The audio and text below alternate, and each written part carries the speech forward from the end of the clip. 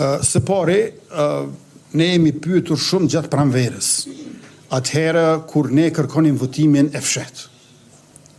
Dhe ju e dini shumë mirë rezistencën e opozitës që të votohet me votim të fshehtë, ndonë se gjykata kushtetuese me një gjykim të mëhershëm ka thënë që votimi i fshehtë dhe votimi i hapur nuk kanë statuse të ndryshme vlerore, janë të barabartë.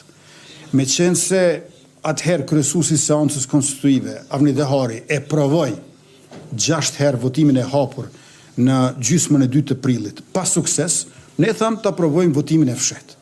Dhe në muajin maj, kur vinë këto deklaratat tona, vinë pikrisht atëhere kur duke i qartazi se kishte vullnet të opozita, por me kusht që të mos ekspozoheshin ndaj krerëve të partive dhe ndaj medjave në përgjithësi se e dhanë votën për konstituim kuvendit. Pra, kishte një lloj trysnie të jashtëzakonshme mbi deputetët në muajin maj, si vjet, që kur se të mos bëjnë as takime me lëvizjen vetëvendosje.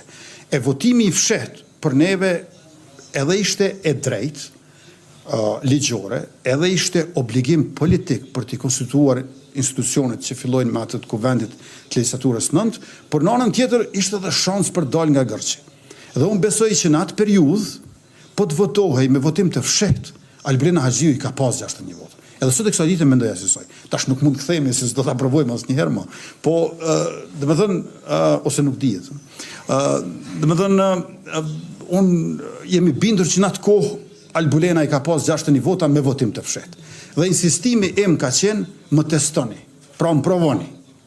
Besoj që nga pranvera, vera e deri në vjesht, numrat kanë lëvizur. Prej 56 deri në 62-3, nga java në javë.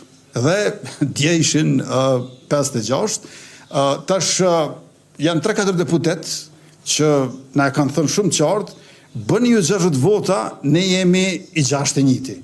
Kjo i bie që po t'i kishim 60, do bëhemi 63 ose 64. Po, jemi tash ku jemi këtu dhe vazhdojmë.